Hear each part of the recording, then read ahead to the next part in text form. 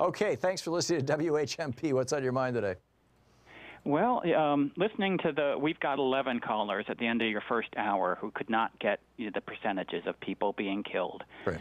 And your frustration that led you to hang up or, move on to the next caller. It just happened to me dealing with my Constitution-toting friend. And when people tote around the Constitution, it's not because they love it. They want to read you one amendment out of it, right, which is the Second Amendment. Right. And he did so. And out of his little, we were having an argument about guns, and he went to his car and got his Constitution and showed it to me. And I looked at it, and it just seemed kind of wrong to me. Little blue booklet that obviously had been sent to him in an envelope by some organization of which he's a member. We can guess who that is. And after he left, I went and I looked it up, and I said, they've doctored the Constitution. You're kidding. So that he thinks it says something other than he said.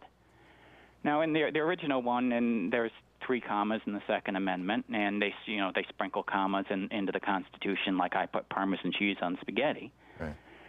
And in the 2008 decision that said, hey, this does give you the right to the Supreme Court decision for guns, they based it on this 1 comma in there. Right.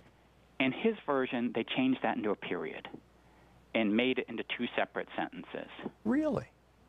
So that the first sentence makes no sense at all, and then it makes it seem like it is actually about owning guns versus bearing arms. Somebody's actually printing pocket constitutions that have modified the Second Amendment? That's astonishing. Yeah. Can I read it to you as it was written? Sure.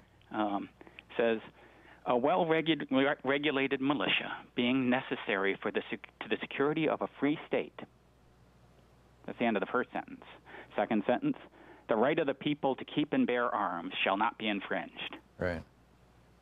And it's just like, well, wait, Who published this Constitution? Well, since I didn't catch it till after he left, I asked him 3 or 4 times, and he's never replied. Wow. But given that the only reason he has a Constitution is to assert his gun rights, we've got a pretty good guess. Yeah.